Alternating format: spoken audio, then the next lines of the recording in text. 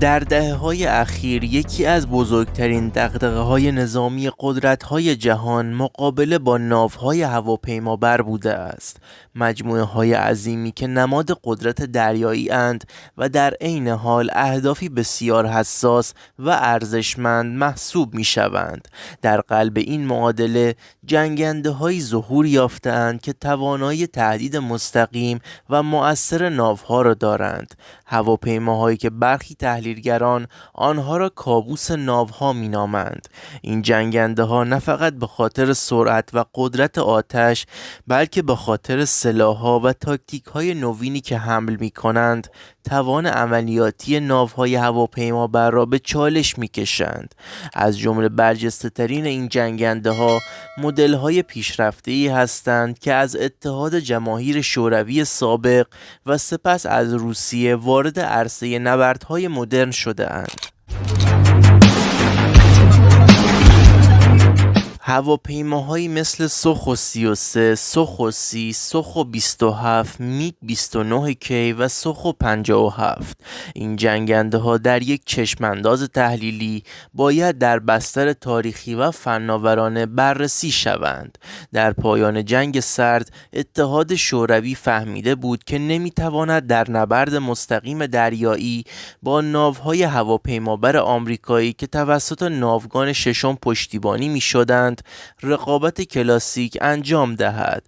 بنابراین استراتژی را به سمت تهدیدات بدون ملاقات مستقیم تغییر داد، یعنی طراحی هواپیماهایی که بتوانند با برد بلند، رادارگریزی نسبی و حمل تسلیحات متنوع ناوگان دشمن را هدف قرار دهند.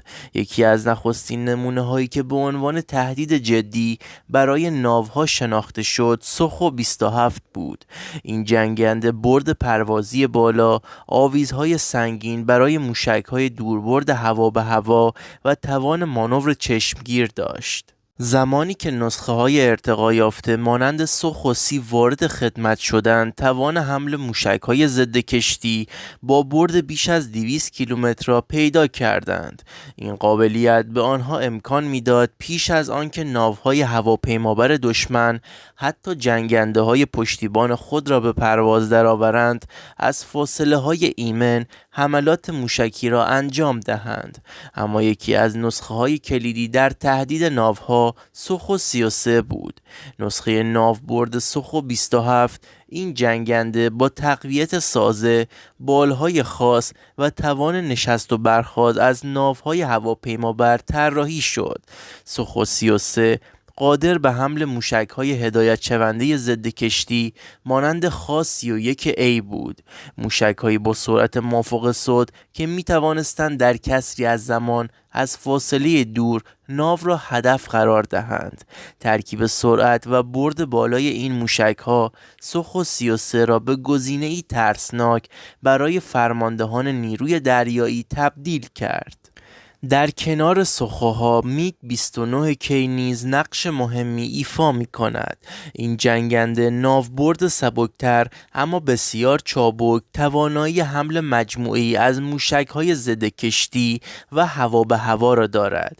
مهمترین ویژگی میگ 29 کی توان عملیات از ناوگان‌هایی با اندازه کوچکتر است، یعنی کشورهایی که ناو هواپیمابر تمام عیار ندارند نیز می توانند با استفاده از آن تهدیدی جدی برای ناوگان بزرگتر ایجاد کنند. اما مرحله بعدی این رقابت با ظهور جنگنده‌هایی وارد شد که دیگر فقط بر اساس تعداد و برد موشک‌ها سنجیده نمی‌شدند، بلکه فناوری رادارگریزی، شبکه محوری و هوش مصنوعی در تاکتیک‌های نبرد نیز در آنها نقش کلیدی داشتند. سوخو 57 آخرین جنگنده نسل پنجم روسی نمونه بارز این مرحله است. این هواپیما نیز نه فقط رادارگریز است، بلکه با حسگرها و سیستم‌های ارتباطی یکپارچه توان شناسایی و هدفگیری دقیق را در عمق میدان نبرد دارد. سوخو 57 می تواند اطلاعات لحظه‌ای از شبکه‌های نظامی دریافت کند، اهداف را با دقت بالا قفل کند و تسلیحات پیشرفته ضد کشتی را بدون نیاز به نزدیک شدن بیش از حد به ناوگان دشمن شلیک کند. یکی از مهمترین تسلیحات این جنگنده‌ها که آنها را به کابوسی برای ناوها تبدیل می کند، موشک‌های ضد کشتی دوربرد است.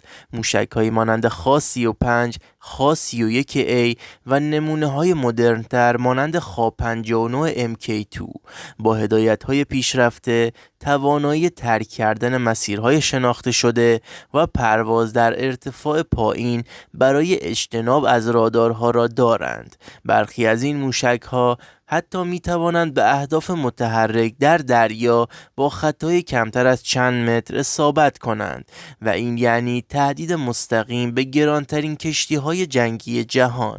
تحلیلگران نظامی میگویند که این تهدید به چند دلیل اهمیت دارد. اول اینکه ناوهای هواپیمابر به خاطر اندازه و ترکیب سیستم‌های دفاعی خود نمی‌توانند به راحتی از شعاع حملات دوربرد فرار کنند. دوم اینکه هدفگیری موشک‌های دوربرد به واسطه حسگرهای پیشرفته و داده‌های شبکه‌ای حتی در حضور جنگ الکترونیک نیز قابل انجام است.